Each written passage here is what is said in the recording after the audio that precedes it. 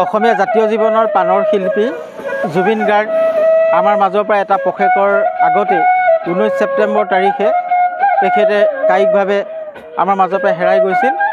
তেখেতৰ মৃত্যুত সমগ্ৰ অসমবাসী ৰাইজে যি শোকস্তব্ধ হৈ গোটেই অসমত এক শোকৰ বন্যা বৈছিল, সেই ক্ষণতে আমি শিঙৰাজান গাঁৱৰ এই যুৱকসকল একত্ৰিত হৈ সেই মহান শিল্পীগৰাকীৰ মহাপ্ৰয়াণৰ দিনৰ পৰাই আমি এই স্থানতে শ্ৰদ্ধাঞ্জলি অনুষ্ঠানৰ আয়োজন কৰিছিলোঁ।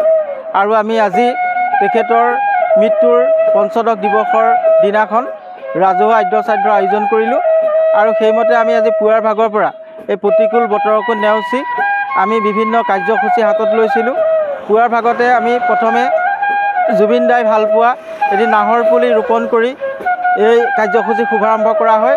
তাৰ পাছতে আমি নাম প্ৰসংগ, কীৰ্তন পাঠ কাৰ্যসূচীৰ পাছতেই ৰাজহুৱাভাৱে প্ৰসাদ বিতৰণ অনুষ্ঠান অনুষ্ঠিত হয়। তাৰ পাছতে আমাৰ বিয়লি 2 বজাৰ পৰা জুবিন দাক শ্ৰদ্ধা জনাই এক ৰাজহুৱা শ্ৰদ্ধাঞ্জলি আৰু স্মৃতিচাৰণ অনুষ্ঠানৰ এয়া ইতিমধ্যে চলি আছে, আপোনালোকে দেখিছে। এই অনুষ্ঠানটো আমাৰ এটি দিহা নামৰ দলেৰে আমাৰ এই শ্ৰদ্ধাঞ্জলি অনুষ্ঠানটি শুভাৰম্ভ কৰা হয়। আৰু আমাৰ এই অনুষ্ঠানৰ মুখ্য অতিথি হিচাপে উপস্থিত আছিল সদৌ অসম ছাত্ৰ সন্থাৰ সন্মানীয় উপসভাপতি অভিৱৰ্তন গোস্বামী ডাঙৰীয়া।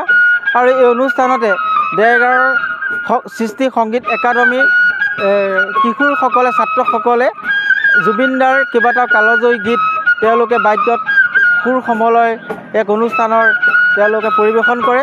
আৰু এতিয়া আমাৰ শ্যামল কৃষ্ণ মহন্তই তেখেতে বাঁহীৰ যোগেদি জুবিন দাৰ কেইবাটাও কালজয়ী গীত পৰিৱেশন কৰি আছে। আজি আমি গীতে মাতে আৰু তেখেতক স্মৰণ কৰি আমি এই দিনজোৰা কাৰ্যসূচী শ্ৰদ্ধাঞ্জলি অনুষ্ঠানৰ আয়োজন কৰিছোঁ। ৰাইজৰ বিপুল সঁহাৰিয়ে আমাৰ এই অনুষ্ঠানটো অনুষ্ঠিত কৰাত যি আমাক প্ৰেৰণা যোগালে, মই সমূহ ৰাইজলৈ আন্তৰিক ধন্যবাদ আৰু কৃতজ্ঞতা জ্ঞাপন কৰিছোঁ। মোৰ কাষত এই অনুষ্ঠানটোৰ সম্পাদক হিচাপে আমাৰ এই অভিজিত বৰা উপস্থিত আছে আৰু পৱন কলিতা। এওঁলোকে বহুত কষ্ট কৰি অনুষ্ঠানটিৰ আয়োজনত যথেষ্টখিনি অৰিহণা যোগালে। মই এওঁলোককে প্ৰমুখ্য কৰি শিঙৰাজানৰ সমূহ যুৱকবৃন্দলৈ আন্তৰিক ধন্যবাদ আৰু কৃতজ্ঞতা জ্ঞাপন কৰিছোঁ। এই মহান শিল্পীগৰাকীক এই অনুষ্ঠান আয়োজন কৰাত তেওঁলোকে কৰা এই ত্যাগৰ বাবে ধন্যবাদ। জয় আই অসম, জয় জুবিন দা। আজি জুবিন দা সুন্দৰ আৰু তেখেতৰ এটি গীত মই বাঁহীত বজাবলৈ চেষ্টা কৰিছোঁ। বাঁহীত জুবিন দাৰ কেইবাটাও গীত পৰিৱেশন কৰিলে।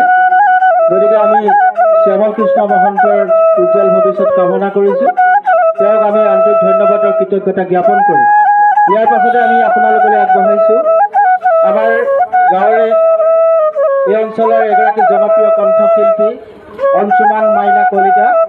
গতিকে অংশুমান মাইনা কলিতাক মই গীত পৰিৱেশন কৰিবৰ কাৰণে অনুৰোধ জনাইছোঁ।